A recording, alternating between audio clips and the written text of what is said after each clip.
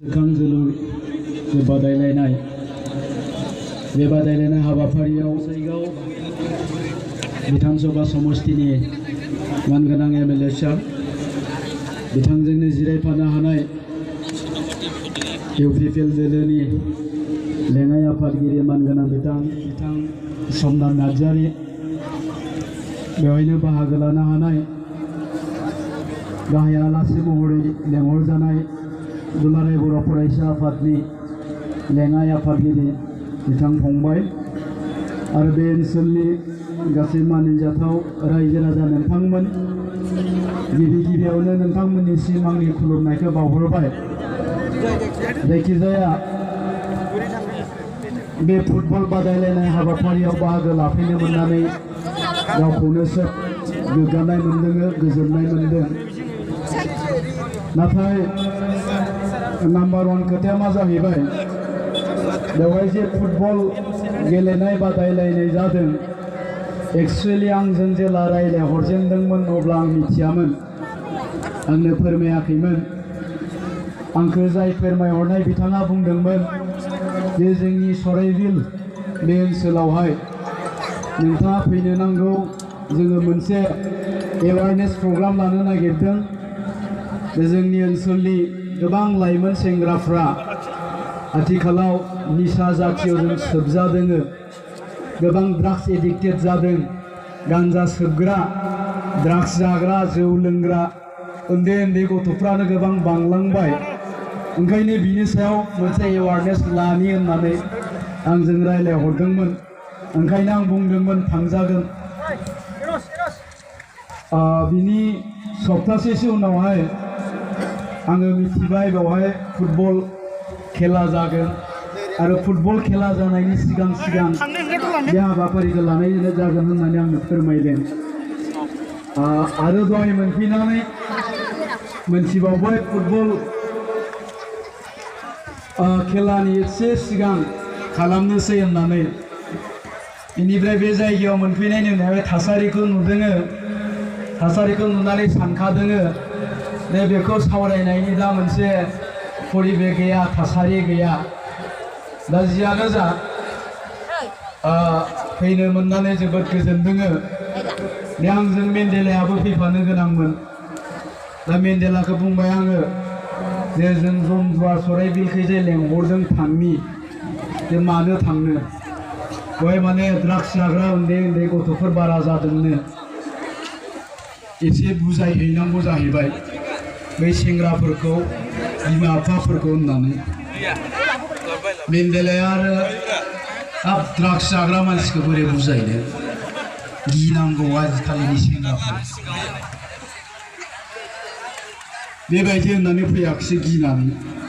दाब्लाखौ लिंबाय, दाब्लायाबो हाब ड्राग्स जाग्रा मानसिखौ बुजायनो हायालै, गिनांगौ जाबाय। दाब्लायाव फैयाखै।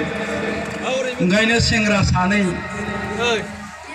प्रफेसार हाबा जायाखै नालाय बिसोरखौ थगायना लिंबोदों। आंनोथ' माबायाव थांनि सराइबिलाव बिराद मोजां मोजां सिख्लाफोर नुयोलै होननानै, सिख्लाफोर नुयो होननायखाय बिसोरबो फैदों। आरो जियानो जा दहाय खोथाखौ जोङो एसे सावरायदों। फुटबल गेलेनायनि सिगां ओंखाम जानाय टाइमावहाय बै ड्राग्सनि खोथाखौनो रायज्लायबाय थादों। बे समाव आं बुंदों जोंहा फंबाय लेङाइ आफादगिरि दुलाराय बर' फरायसा आफादनि बिबो दङमोन।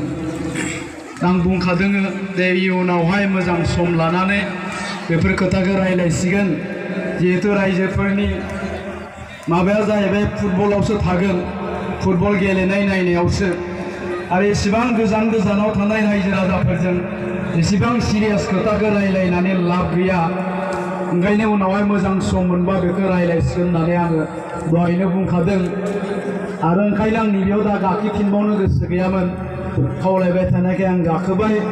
जियानो जादोंला आं नैबेखौल' खावलायगोन, जोङो सानदों दा बेवहाय जेसेबांखिनि लाइमोन सेंग्राफोर दङ, क्लास 8, 9, 10 निफ्राय लानानै क्लास 11, 12 थाखोसिम फरायनाय बा बिनिख्रुइ सायाव फरायनाय, जोङो बिथांमोनखौ नैबेखौल' बुंगोन, जोङो सानो नोंसोर लाइमोनफ्रानो जाहैबाय जोंनि धोन, जोंनि सम्पति, जोंनि जातिनि, जोंनि समाजनि आरो जोंनि न'खरनि नोंसोरनो जाबाय मोनफा मोनफा धोन आरो नोंसोरखौ लानानै जोंहा गोबां सिमां दङ गोबां आसा दं गोबां मिजिं दं जों बयबो बुंबाय थायो जे जों बर' हारिखौ गेरेमसा हारि दानि मोनसे गोग्गोम हारि दानि दा जों जाथिखौ गोग्गोम खालामनो गोनांब्ला जाथिखौ गेरेमसा खालामनो गोनांब्ला सोरखौ थांखिनानै जोङो खालामदों नोंसोरबो बिदि लाइमोन सेंग्रा सिख्लाफोरखौनो जोङो थांखिनानै जोंनि जातिखौ गेरेमसा खालामनायनि सिमांखौ नुदों नोंसिनि गेजेरनिफ्रायनो साफा साफा